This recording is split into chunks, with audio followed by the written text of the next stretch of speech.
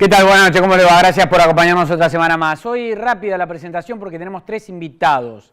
Va a estar el senador nacional Basualdo, con él vamos a hablar de agenda legislativa sobre fin de año. Mariano Morinsky también está, es el juez de Cámara de Casación Penal. Usted sabe, es el lugar donde terminan todos los casos de corrupción. Es muy interesante hablar con él, sobre todo para saber dónde estamos parados en materia judicial y calidad institucional. Y vamos a empezar a hablar, y ya me acerco para presentarlo, a Ricardo Delgado.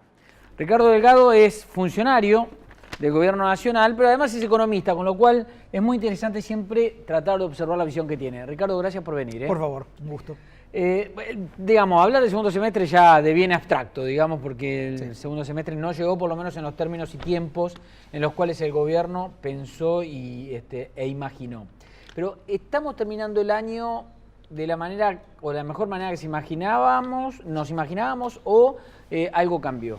Yo creo, Fernando, que tenemos que entender de dónde partimos, ¿no? Hace casi un año la economía argentina estaba sin dólares, estaba atravesando un proceso de estancamiento muy marcado, ya se veían signos importantes de caída del empleo, en particular en la construcción. Desde julio del año pasado hasta diciembre se perdieron 45.000 puestos de trabajo. En fin, había una cantidad de indicadores desde la macro que indicaban que la economía argentina estaba funcionando mal y hubo que tomar medidas que han sido realmente medidas desagradables de tomar. A ningún gobierno ni a ningún político le gusta tomar medidas digamos, de corte, digamos, o que impliquen pérdida de poder adquisitivo, aumento de la inflación, pero fue necesario, por ejemplo, para salir del cepo. Algunos economistas explican, para estar bien era necesario primero estar mal. ¿Esto es así? Porque tampoco estábamos bárbaros. Bueno, justamente, exactamente. El punto es que ya estábamos mal. La economía argentina hacía 4 años que no crecía. Y este es un dato de la realidad. La inflación superaba todos los años el 25%. Esto evidentemente generó un parate en la economía argentina y sobre todo se quedó sin divisas. Recordemos que las cuentas que hacían muchos, incluido yo, economistas en cuanto a las reservas reales que tenía el Banco Central, hablaban de entre 5 y 10 mil millones de dólares. Hoy, casi un año después, a poco de cumplirse un año de nuestro gobierno, ya no hay discusión acerca de que la Argentina tiene dólares, de que la Argentina puede, digamos, de alguna manera intercambiar libremente con el mundo, pagando con esas divisas. Ahora, ciertamente hubo que, y con algunos errores también, transitar un primer periodo que fue muy difícil y que sin duda todavía no deja ver una recuperación sostenida en las variables. ¿Cuál fue el error de cálculo? Digamos, o fue exceso de confianza? Digo, ¿por qué ese segundo semestre no llegó de la manera que tenía que llegar? ¿O por qué todavía los brotes verdes estamos viendo si abren o no abren? Mira, el presidente es muy claro. Él dice, la verdad que no teníamos una real dimensión de lo que realmente después nos encontramos. Y en el caso nuestro, en nuestro Ministerio de Obras Públicas, Vivienda e Interior, nos hemos encontrado con un desorden administrativo, falta de expedientes, certificados de obra que no estaban y que se seguían pagando, una cantidad de anomalías que hizo que, por ejemplo, en los primeros 4 meses prácticamente no gastáramos un peso del presupuesto. Y eso implica, obviamente, profundizar esa caída del empleo en la construcción que ya se venía dando, como te decía recién. Y bueno, la oposición denuncia que hubo subejecución en muchos aspectos, ¿no? Bueno, ahora estamos poniéndonos al día y vamos a llegar seguramente por encima del 80% en materia de obra pública en los 3 ministerios, el nuestro, el de Transporte y Energía, y eso de alguna manera va a estar dentro de la línea de la lógica del gasto público. El segundo semestre no llegó, pero igualmente el fin de año va a ser el caótico que imaginaba la oposición en algún momento. No, yo creo que... Primero creo que hay una madurez en la sociedad argentina y en la política argentina acerca de que este tipo de ganar la calle de manera inorgánica, por decirlo de alguna manera, no le hace bien, digamos. Las imágenes de los saqueos, las imágenes de policía reprimiendo, eso realmente me parece que pasó. Cuando uno habla, nosotros tenemos mucho contacto, por supuesto, con gobernadores y con intendentes, vemos en todos, con independencia del color político, una madurez que me parece que es importante como sociedad. ¿En qué momento empieza fuerte la obra pública? Bueno, nosotros estamos ejecutando, nosotros estamos licitando 2 obras por día. Yo te diría que en el primer trimestre del año que viene vamos a ver ya más rutas, más viviendas, más lo cual agua. Es más mano de obra. Por supuesto, nosotros queremos, ya se ha recuperado una parte importante, el 20% de la caída total del empleo, que fue de 60.000 puestos de trabajo en la construcción, el 20%, alrededor de 12.000 puestos de trabajo, ya se recuperaron en estos meses. Esperemos que en estos próximos meses logremos, yo te diría, no solamente compensar lo que falta, sino empezar a crear más empleo. En cuanto al acuerdo antidespidos, ¿no?, que se logró con los empresarios, bueno, fue muy criticado incluso por Moyano, ¿no?, que dijo es un mentiroso. Macri dijo es un mentiroso directamente. Más allá de la expresión, digamos, ¿se puede cumplir o no se puede cumplir esto? Sí, se puede cumplir. ¿Es realizable? Es realizable y creo que además es un deber de parte de los empresarios y del Estado monitorear que se cumpla, porque insisto, que aumente el desempleo, que haya conflicto social, en este juego perdemos todos. Pierde el desempleado, pierde el Estado, pierden los argentinos. Y esto me parece que hay que tenerlo en claro y, como te decía recién, lo estamos viendo en la clase política. La victoria de Trump y todo lo que puede llegar a configurar la política que Trump está pensando para Estados Unidos, ¿realmente nos puede afectar o no? ¿O realmente cambia el paradigma de lo que pensábamos en la relación entre gobiernos? A priori la victoria de Donald Trump lo que implica, por lo menos en estas semanas, es un dólar más fuerte y una tasa de interés un poco más alta. Para una economía como la Argentina, una pequeña suba de tasa de interés puede complicar, pero marginalmente, digamos. La Argentina todavía tiene mucha capacidad para acceder al financiamiento externo, sobre todo para financiar obras de infraestructura, que es lo que la Argentina necesita. Esto que estábamos hablando recién, que son estas obras públicas que van desde lo social hasta lo productivo, las rutas, los puertos, los ferrocarriles, y ahí todavía la Argentina tiene un enorme espacio para poder tomar deuda para infraestructura. No tenemos que volver a repetir recetas del pasado en donde el endeudamiento sirvió para corregir errores fiscales, sino tenemos que invertir y en consecuencia financiarnos desde allí. ¿Qué puede pasar con dos cosas, dólar e inflación? Dólar muy tranquilo y la inflación claramente en baja, más allá de algunos picos que vimos ahora en el mes de octubre. O sea, el tema de inflación es un logro haberla detenido. Yo creo que el tema de inflación, después de salir del cepo como se salió, de haber normalizado gran parte de la macro, tener estos niveles de inflación hoy, te diría, es un logro modesto, porque es muy alta la inflación para una economía normal, pero a la luz de otras crisis en la Argentina es un logro. Bien, Ricardo Delgado, gracias por la visita. Muchísimas gracias, Fernando. Vamos a hacer una pausa, después vamos a hablar sobre la actualidad de la justicia y además con un hombre que está en un lugar estratégico y clave para investigar la corrupción desde el Estado. Ya venimos.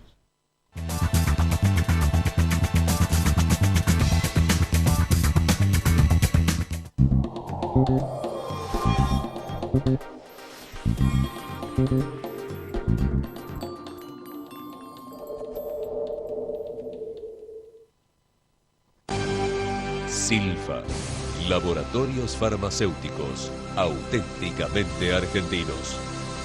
Auspicia este programa Banco Provincia. Auspicia este programa Cámara de Diputados de la Provincia de Buenos Aires.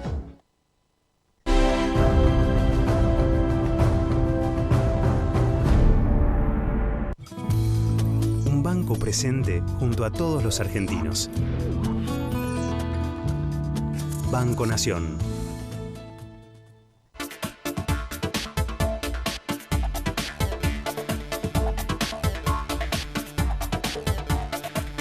Grupo Petersen, desde 1920, construyendo el país.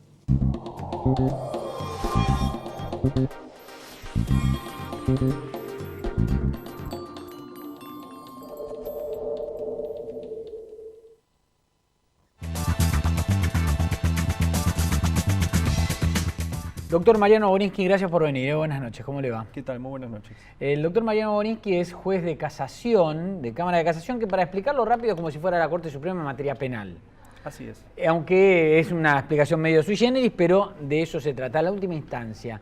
¿Qué es la última instancia en materia penal? ¿Qué significa? Significa que los jueces toman decisiones, dictan sentencias las partes no están de acuerdo con esas sentencias y van generando apelaciones y vías de impugnación, hasta que llega la última instancia que va a tener la última palabra, va a convalidar o no lo que hicieron las instancias anteriores. En todos los temas penales, narcotráfico, trata, lesa humanidad, delitos de funcionarios públicos, de eso se ocupa la Cámara Federal de Casación Penal. Ahora, ¿todo puede llegar a la Cámara de Casación Penal o es como la Corte que algunas cosas pueden llegar u otras no? A medida que se sube en la escala jerárquica, algunos casos la última palabra la tomaron la Cámara de Apelaciones o el juez de primera instancia. Siempre que haya una cuestión federal, un agravio susceptible de ser analizado por la Cámara Federal de Casación Penal, es que si las partes presentan esas impugnaciones, la Cámara Federal de Casación va a tomar intervención a pedido de parte. Hoy la Cámara de Casación Penal está funcionando a pleno, falta gente, están saturados, ¿cómo están? Hay vacantes. 4 vacantes más específicamente, y algunos de los jueces estamos ocupando 2 lugares. Ese es el motivo por el cual hay jueces, como en mi caso, como de algún colega, que están en una sala y también están en otras.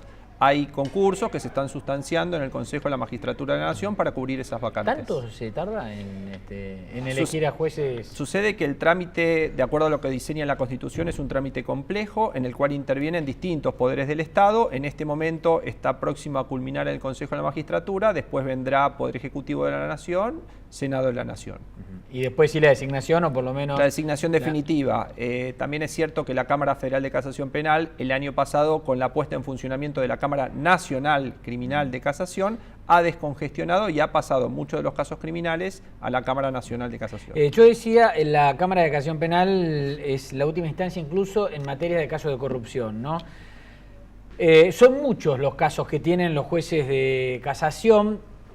Digamos, el más resonante, el que más está en superficie, el que más está sonando es el tema del encubrimiento de AMIA, la denuncia de Nisman, que hoy por hoy está en curso y está en trámite en la Cámara de Casación, pero no es el único, ¿no? Digamos, ¿cuántos casos de corrupción tienen, por ejemplo? Hay un observatorio de la Cámara Federal que ha determinado aproximadamente 500 casos, que son los que actualmente están en trámite, pero también es cierto que la materia de la Cámara de Casación es amplia, hay casos de funcionarios, casos de narcotráfico, delitos económicos. Aproximadamente cada una de las salas de la Cámara Federal de Casación Penal, tomando el universo total de estos casos, llevan unos 700 expedientes. Son 4 salas de la Cámara de Casación Penal, multiplicado por 700 que engloba a la totalidad de los delitos. Pero ¿se puede tramitar, digamos, hay equipo suficiente para tramitar 700 expedientes? Hay equipo, hay jueces que toman las decisiones, hay que estudiar los casos, hay un trámite en el cual se pone en plazo de oficina, las partes hacen sus presentaciones, audiencia y después los jueces tienen que tomar la decisión. La tarea de juez es muy intensa y de la Cámara Federal de Casación es más intensa aún, sobre todo ¿O necesita más salas la Cámara?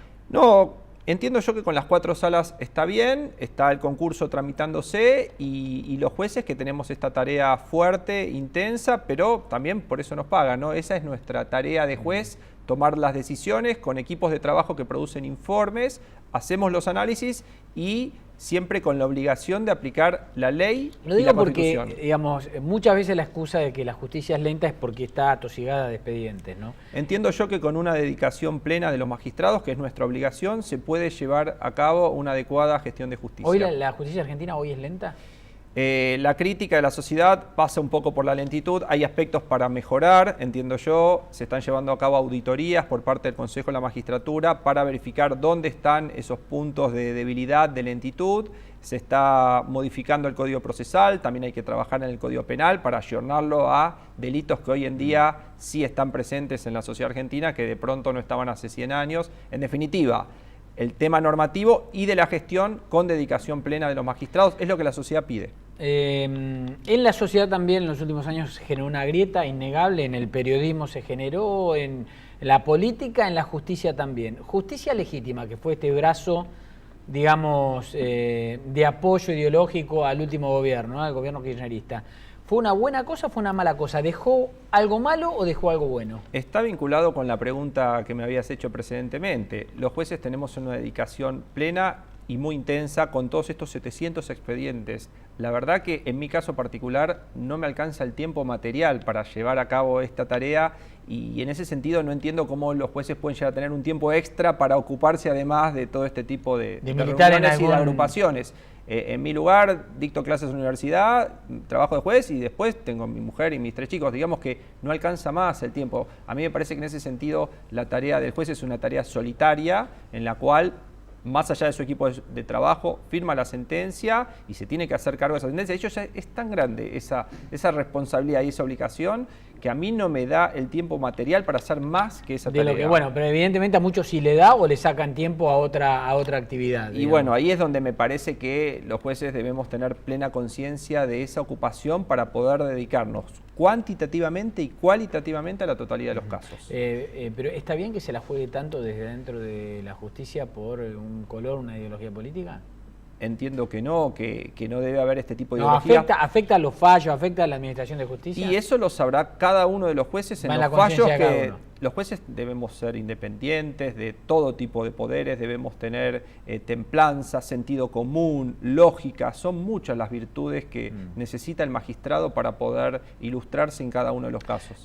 Sobre el caso Nisman, ¿no? Y la causa, la denuncia por encubrimiento. Yo digo la denuncia que terminó con la muerte de Nisman. Se suicidó, lo mataron. La verdad es que terminó por esta causa, esto lo digo yo, por esta denuncia. No nos cuente cómo puede llegar a terminar o qué es lo que puede llegar a pensar, porque no va a prejuzgar, pero digamos, sí cuéntenos en qué estado está, qué fue lo que pasó o cómo sigue ahora la historia. Bien, hubo un fallo dictado por el juez de primera instancia. Ese fallo fue convalidado por la Cámara Federal de Apelaciones sobre la desestimación de la denuncia. Hubo casaciones presentadas tanto por el Ministerio Público Fiscal como por la pretensa querella Daya. La causa llegó a la Sala 1 de la Cámara Federal de Casación Penal. Hubo planteos de recusación hacia el doctor Hornos y hacia mí. Hubo inhibición de la doctora Figueroa. Todo eso motivó un fallo que fue dictado la semana pasada, en el cual no se hicieron lugar a todos estos pedidos y se convalidó el tribunal natural, que es lo que debe ser por principio. El principio es que deben intervenir los jueces desinsaculados naturalmente, y este tribunal es el que ha impuesto el término de oficina y que también ha fijado una audiencia para el día 19 de diciembre, ¿sí? En el cual se van a escuchar a las partes, van a hacer sus alegaciones y después viene un plazo de 20 días para que el tribunal dicte sentencia. Decimos que en este momento estamos en la gestión y en la tramitación, que es una de las obligaciones de los jueces, que la sociedad que pide basta de lentitud apunta a eso. Y después viene la sentencia. ¿Qué pasa con la jueza que había decidido apartarse? Digamos, sigue... Claro, ella había postulado, la doctora Ana María Figueroa había postulado una inhibición y el doctor Hornos y yo consideramos que no debía ser aceptada esa línea argumental, y en este sentido se convalidó la integración de la Sala 1 actual, que es la doctora Figueroa, el doctor Hornos y el doctor Borinsky. Esto, en teoría, tendría una etapa procesal casi final el 19, después vendría la sentencia. Exactamente. En el 19 escuchan a las partes. Exactamente. Cuando en esa audiencia donde se escuchan a las partes, digamos, en presencia de los abogados también, en presencia de ustedes tres, en presencia del fiscal de Cámara. Exactamente, Están fiscal, todos. pretensa querella, defensas que quieran asistir a la audiencia, hacer sus presentaciones. Es lo que hacemos habitualmente. Hoy, en el día de hoy, hubo audiencias en el tribunal, se escucha a las partes y después el tribunal pasa a deliberar y a dictar el fallo, la sentencia. ¿Cuándo podría estar, si se siguen estos tiempos, el fallo en qué Los tiempos procesales que nos marca el código es que después de la audiencia el tribunal tiene hasta un plazo de 20 días para dictar la sentencia, 20 días hábiles, son los plazos, son por días hábiles. Bien. Doctor Mariano Borinsky, gracias por la visita. No, muchas gracias por la invitación, a disposición. Muy bien, muchas gracias. Hacemos una pausa y volvemos. Agenda legislativa sobre fin de año.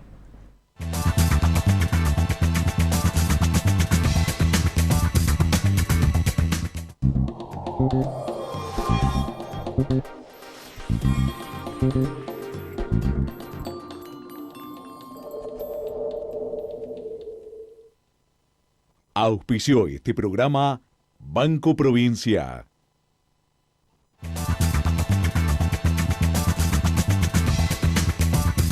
A vos, te digo a vos que para mí es bueno tenerte. Es bueno tenerte como mami, como aliado, como amante, como seas vos. Es bueno tenerte.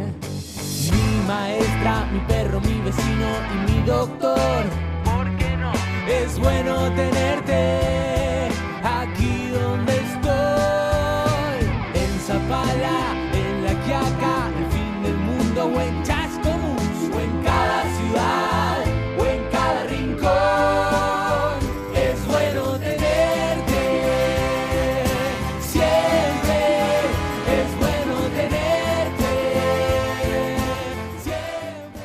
Llegó Más Simple, la herramienta para que los más grandes disfruten de la tecnología. Conseguirla llamando al 147 o ingresando en la web que está en pantalla.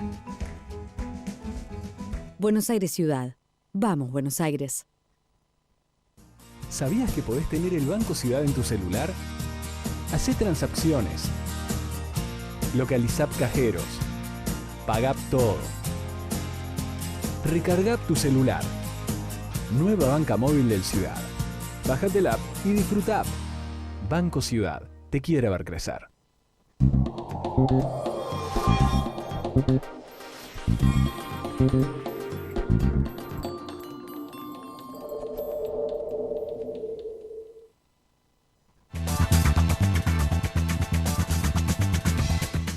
Bueno, usted sabe que a fin de año a todos siempre nos pasa lo mismo, ¿no? Empezamos a hacer la listita de las cosas que nos quedaron colgadas de este año y parece que todo lo que no se puede hacer hasta el 31 de diciembre no se puede hacer el 1 de enero, 24 horas después.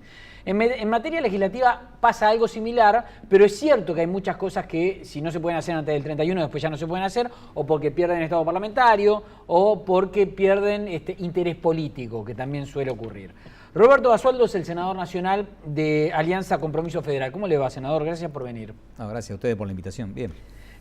Senador, cuéntenos qué, digamos, a ver, en qué están apretados, qué es lo que hay que resolver, qué es lo que se va a tratar ahora en extraordinaria a partir del 1 de diciembre. Bueno, extraordinaria, más allá, si el presupuesto tiene alguna modificación, se tratará también extraordinaria, pero creemos sacar el presupuesto el día 30, el día miércoles, en ordinaria también, como algunos proyectos que, como dice usted, se ven. ¿Usted cree que el presupuesto sale en ordinarias? Sale en ordinarias, si Dios quiere, sale el día miércoles, ¿no es cierto? Y después en extraordinaria tenemos muchos temas. Tenemos el tema del impuesto a la ganancia, tenemos la reforma del impuesto a la ganancia, tenemos el tema de la extinción de dominio, seguramente que también lo tenemos que trabajar. Tenemos... Ese viene trabado y lento, ¿no? Sí, lo que tenemos que tratar es... No, yo creo que todos quieren sacarlo, lo que pasa es que tampoco que no tenemos que usar un arma que sea de rehén. Pero si con la simple denuncia le pueden quitar todos los bienes, entonces imagine usted, el legislador, que mañana alguien le dice te hace una denuncia, te quitan todo, primero que sea con sentencia. Bueno, pues si están de acuerdo en que así tampoco sea... No, por eso te digo, creo que hay mucha posibilidad de poderlo sacar y es una historia lo que estamos tratando, que sea un proyecto que sirva, no que no sirva. Es decir, que sea una herramienta para poderle quitar, que podamos recuperar los bienes, no para tener rehén a alguien y sacar una ley, ¿no es cierto? Claro. Entonces lo que tenemos que tener mucho cuidado que sea realmente para que sea con sentencia, usted mañana realmente se equivocó, estuvo un acto de corrupción y quitemos los bienes. Claro. Pero de eso se trata, con una simple denuncia tampoco te vamos a quitar los bienes, entonces ojo que te hacemos después te lo devolvemos, pero... Entonces, ¿cuál es el parámetro que se utilizaría para quitar los bienes? No, que sea con una sentencia más firme. Una sentencia firme, no con una simple denuncia, sino con una sentencia firme. Bueno, hay que trabajar con buenos proyectos, creo que todos tenemos la voluntad y eso no hay ninguna duda, todos queremos que la plata de la corrupción vuelva al Estado, eso es algo lógico y que todos lo queremos. En todo lo que se va a discutir, digamos, ¿en qué hay más coincidencias y en qué hay más diferencias? En todo. Ganancias, ganancias tenemos coincidencias. El problema es cuál es el costo también, el costo fiscal que podemos tener. Mira, ayer tuvimos la ley de emprendedores, la ley de apoyo de capital a emprendedores, que apoyada y pedida por todos los emprendedores. Yo presido la Comisión de Economía Regional y PYME hace más de 6, 7 años. Y hace 4 o 5 años que venimos escuchando a los emprendedores, haciendo diferentes proyectos. El gobierno había tomado todos los proyectos de ley referidos a los emprendedores. Se había trabajado, se había hecho una buena ley, se modificó en diputado el proyecto original del Ejecutivo, se mejoró, se votó en diputado por amplia mayoría. Llegó al Senado, la votamos a favor en general, prácticamente en forma unánime. Y cuando fue en forma particular, cuando dice teóricamente tenía un beneficio impositivo aquel que invirtiera, a que apoyara a los emprendedores, podía tener hasta un 7,5% del impuesto a pagar de deducción, es decir, del 10% puede ser el 75%. Claro. Y si se es favorable, el 85%. Una palabra, el 7,5% del impuesto a pagar y que lo podía discutir en 5 años. Teóricamente, te dice, bueno, esto dejamos de recaudar un poco de ganancia, y si dejamos de recaudar ganancia, a las provincias le va a llegar un poco menos porque es la masa coparticipable. Pero bueno, si no hacemos un esfuerzo, mañana cuando nos planteemos la reforma de la ley de impuesto a ganancia, también vamos a dejar de recaudar. Esto ha sido un esfuerzo para poder recaudar más. ¿Qué pasó cuando se Y cuando se votó eso, bueno, indudablemente que quedó ahí empatado y después pasó a comisión para poderlo tratar y poderlo reflotar nuevamente, ¿no es cierto? Se votó en general que sí y se ha pasado a comisión por ese artículo. Pero ese artículo, si no le damos un beneficio, es como decir, te doy el sueldo, pero no lo podés gastar. No, te doy el sueldo. Te doy el empleo, pero sin sueldo. Sí, claro. Entonces, más o menos igual. Si no tiene un beneficio positivo, olvídate que pueda tener. ¿Y se va a destrabar eso? Yo calculo que sí, porque si ese mismo día que votamos ganancia, con el mismo argumento tendrías que votar reforma ganancia que no. Claro. Porque teóricamente tiene un costo fiscal. Sí, claro. Bueno, pero si el costo fiscal es más positivo que lo que tiene que hacer, ¿Hay el costo fiscal de que hay que hacer el combo ese de las dos cosas? Sí, yo creo que hay conciencia de todo, lo que tenemos que tratar de solucionarlo. Los emprendedores todos quieren. Indudablemente que si cuando usted tiene un beneficio fiscal para algo, es para una mejora de recaudación, para una mejora de la actividad. No es para acción social, sino un beneficio fiscal. Les damos una actividad a emprendedores para que puedan generar trabajo. Eso teóricamente hoy le das un beneficio, pero mañana mantenemos ¿Qué va a pasar la con la recuperación emergencia con creces. social? El gobierno dice es sanata y demagogia.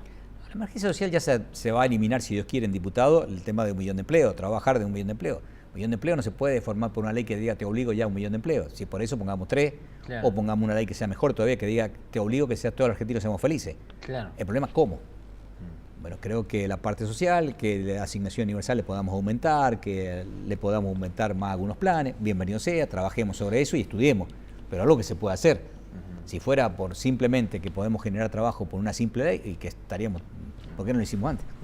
¿Hay lógica de trabajo parlamentario o hay trabas mezquinas de la política como en otros Yo creo que hay mucha responsabilidad. Cada uno, ayer el proyecto que me votaron en contra, pero de todas maneras un proyecto que yo lo quería, pero bueno, cada uno con su argumento, que teóricamente la provincia deja un poco recaudar, pero bueno, también decíamos, deja recaudar hoy, pero mañana va a tener mucho más beneficio que lo poquito que deja de recaudar. Pero bueno, cada uno tiene su estilo, indudablemente que todos quieren lo mejor para el país. Los que piensan diferente a mí, bueno, quieren lo mejor, supongo, ¿no es cierto? ¿Cuál es su visión de cómo se llega a fin de año?